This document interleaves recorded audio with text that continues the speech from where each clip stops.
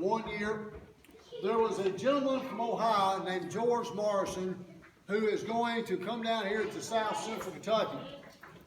Morrison had on his mind trying to find some oil wells in Kentucky.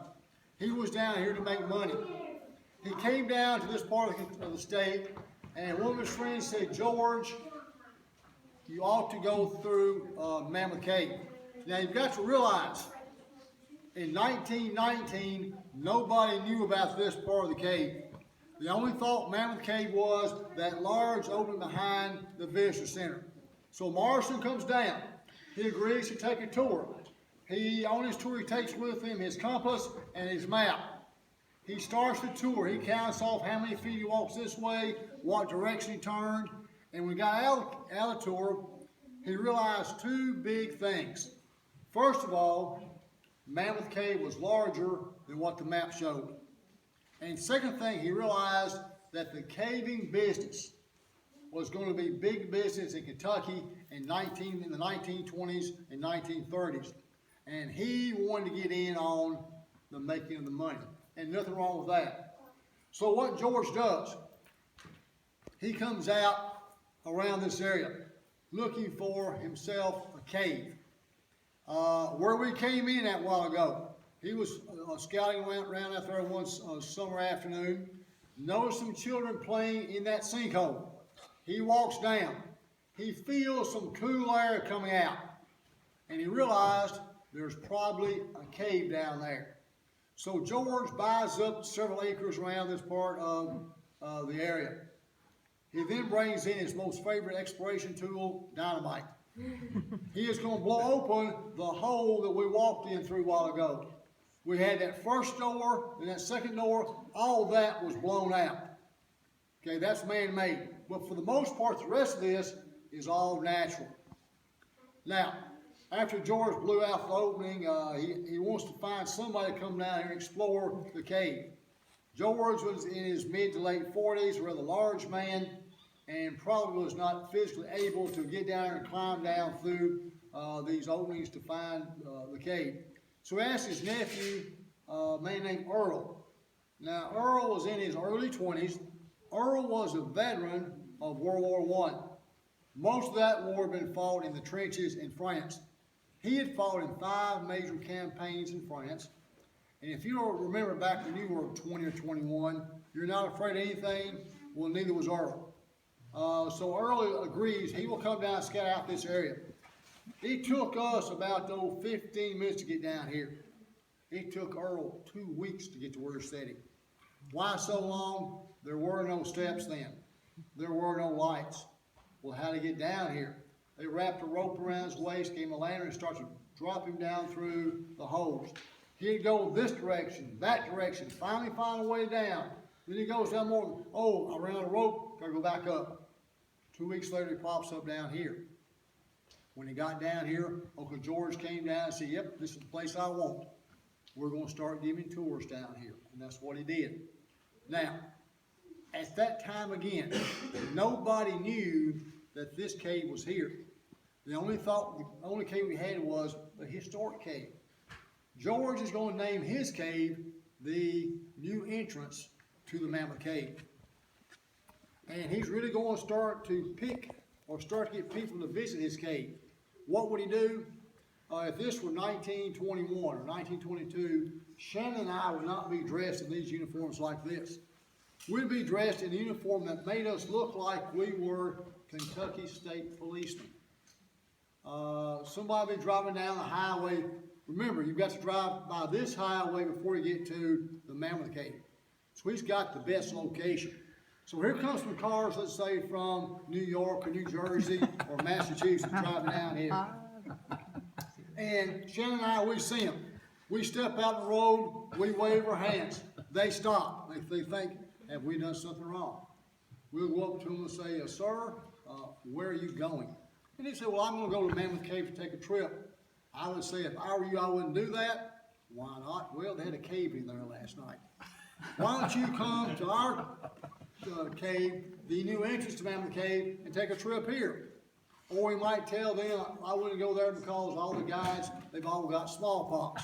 Come to this cave. So in other words, George was starting to siphon off the visitors who usually went to the Mammoth Cave. And he called his cave again the New Entrance.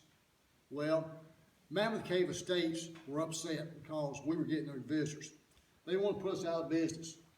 So they're going to take us to court. They're going to sue us for false advertisement. You say this is the new entrance to Mammoth Cave, you got to prove it. Well, how do you prove it? You've got to show that this cave does connect up with the Mammoth Cave. And again, to do that, he goes back to his nephew George, and he said, nephew Earl. Earl, go down this hole over here and see if you can find a way back to the historic entrance. Has anybody been in the historic entrance? Okay, you've been in the rotunda. Okay, he wants Earl to go back and find the rotunda. So 7 hours, 7 miles later, Earl pops up in the rotunda. There is a connection between the new entrance and the rotunda. So they were not using false advertisement. They were telling the truth. They won that lawsuit. And they start to really have good business down here. But something's going to change. On one of the tours, he and his men probably were sitting down after a tour, smoking a cigar or had a lantern smoking. And at that time, all this rock was filled in here. They noticed that the smoke goes up and through here, goes in the rock and swirls around, but does not come back out. George realized there was probably something up there. So again, he goes back to nephew Earl. Earl, I want you to go up here and crawl across the top of this ceiling. There's a way to get up here and find out what's behind the rock. Now this time, Earl hits the pay dirt. And what is the pay dirt? He found stalactites, stalagmites, flowstone, popcorn, soda straws, all those good things. Those are the formations. You see 80% of the formations in Mammoth Cave. 80% of the 405 miles, the formations are right up here where we're going. He now has the it to turn this into the showcase of this area. So in other words, he's going to make good money. But all good things must come to an end sooner or later. In 1925 or 26, the Mammoth Cave Estates, again, that's the cave behind the visitor center, they decided they wanted to turn it into a national park. And they want to have George's cave in that. So they offered to buy George out. He refuses. Didn't want to sell. Fast forward a few years now to 1931. In 1931, they asked George again would he sell, and this time he said yes. Wonder why? Depression. Okay, Great Depression started back in 1929. The value of money was hard to get a hold of. But because there was such little money in circulation, money now had power. And most people were not willing to pay out whatever the fee was to go through Mammoth Cave. They wanted to save that to feed their family. So attendance goes down. And George was afraid that if things got too bad, he'd lose out on his cave. So in 1931, George finally agreed to sell this cave, the new entrance to Mammoth Cave, to the Mammoth Cave estate. What was the price? He first wanted $1 million. Remember now, this is the Great Depression. They couldn't quite do that, but they did buy it for $290,000. And that was quite a bit of money in 1931, and to me still is quite a bit in 2016. So George finally made the big payoff when he sold this to the Mammoth Cave Estates. And then by 1941, the Mammoth Cave and the new entrance, that was part of the new Mammoth Cave National Park. Okay, that in a nutshell is a little history where you're sitting and what makes this part of the cave so special. They have the formations where we're going. Okay? You might have a question or comment real quick here.